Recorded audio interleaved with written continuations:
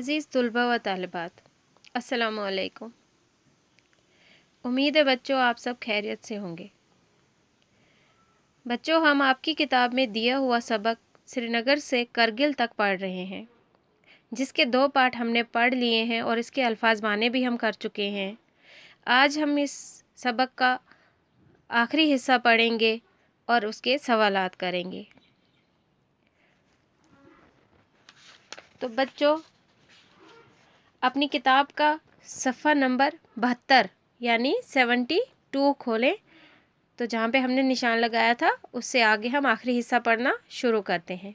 अभी तक हमने इसके बारे में ये पढ़ा कि श्रीनगर से करगिल तक जो है कौन कौन से मकामात आते हैं, या दराज के बारे में हमने पढ़ा।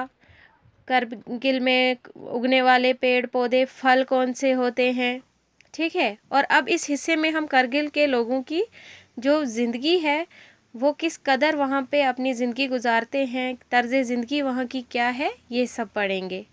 तो अपनी किताब अपने सामने रखें, हम पढ़ना शुरू करते हैं।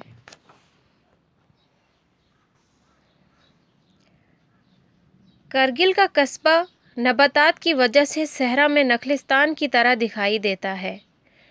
करगिल की बीचों बीच बहने वाला साफ़ और शफाफ पानी का दरियाए सुरू इस मुकाम की कुदरती खूबसूरती में इजाफ़ा करता है। ये दरिया आसपास भूरे नंगे पहाड़ों के दरमियान कुदरत का एक शाहकार नज़र आता है। इस कस्बे के आसपास बहुत से छोटे छोटे गांव आबाद हैं। इन देहात में रहने वाले लोगों को आम ज़रूरियात की चीज़ें हासिल करने के लिए करगिल ही आना पड़ता है। मुल्क और बैरून मुल्क से आने वाले सियाहों के लिए भी ये जगह बाइसे कशिश बन गई है। कई सरकारी दफातर, फार्म हाउस, हवाई अड्डा की तामीर और दीगर वजूहात की बिना पर करगिल की अहमियत में दिन दोगुना रात चौगुना इजाफा हो रहा है। अनाज की वाफर फराहमी, सड़कों की तामीर और मकामी पैदावार में इजाफे ने यहाँ के लोगों की उन तकलीफ़ों का काफ़ी हद तक अजाला किया है जिनसे उन्हें माजी में दो चार होना पड़ता था। करगिल में मुसलमान और बौद्ध आबाद हैं। इनका लिबास और रहन सहन एक जैसा है। यहाँ के लोग बोधी, पुरकी और बल्ती बोलते हैं। अलबत्ता अक्सर लोगों की ज़बान बल्ती है। कुछ लोग दर्दी या शीना भी बोलते हैं। यहाँ बुद्ध विहार, खानकाहें, गोम्पे, मसाजिद और इमाम बाड़े पहलू ब पहलू नज़र आते हैं और सब लोग इनका बराबर एहतराम करते हैं। यहाँ का मखसूस लिबास लंबा चोगा है जिसे गोंचा कहा जाता है। औरत और मर्द दोनों ही इस चोगे के साथ कमरबंद का इस्तेमाल करते हैं। मुल्क के दीगर हिस्सों के साथ मेल जोल और सकाफ़ती असरात के तहत नौजवान जदीद यूरोपीय अंदाज के लिबास मसलन पतलून, कोट, जैकेट और जीन्स पहनते हैं, लेकिन फिर भी लोग मजहबी, तहजीबी और सकाफ़ती कदरों का लिहाज रखते हैं। बच्चों, ये आपका सबक श्रीनगर से करगिल तक था। तो अब हम इसके सवालात पर नज़र डालेंगे।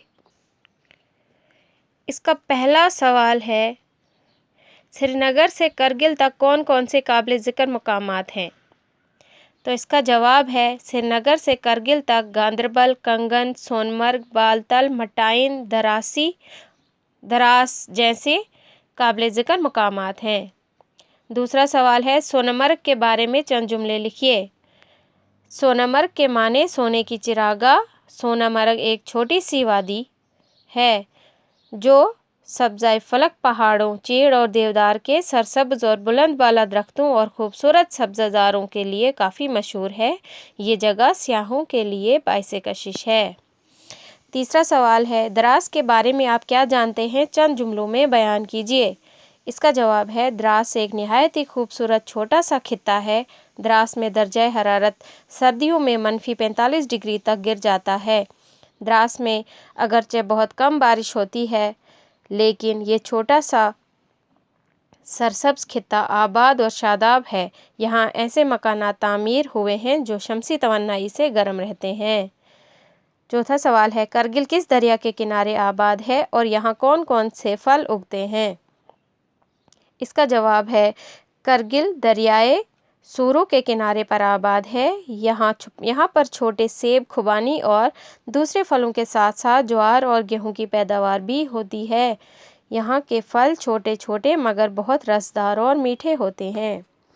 आखिरी सवाल है, करगिल के लोगों की तर्ज ज़िंदगी पर रोशनी डालिए। तो इसका जवाब है, करगिल में मुसलमान और बौद्ध आबाद हैं। इनका लिबास और रहन सहन एक जैसा है। यहाँ के लोग बोधी, पुरी और बल्ती बोलते हैं। यहाँ बुद्ध विहार, खानकाहें, गोंपे, मसाजिद और इमामबाड़े पहलू ब पहलू नज़र आते हैं। यहाँ का लिबास लंबा चोगा है जिसे गोंचा कहा जाता है। औरत और मर्द दोनों ही इस गोंचे के साथ कमरबंद का इस्तेमाल करते हैं। मुल्क के दीगर हिस्सों के साथ मेलजोल और सकाफती असरात के तहत नौजवान जदीद यूरोपीय अंदाज के लिबास मसलन पतलून, कोट, जैकेट और जीन्स पहनते हैं। तो बच्चों, ये था आपका सबक श्रीनगर से करगिल तक। नेक्स्ट वीडियो लेक्चर में हम अगले सबक के साथ मिलेंगे। तब तक अपना ख्याल रखें। खुदा हाफिज़।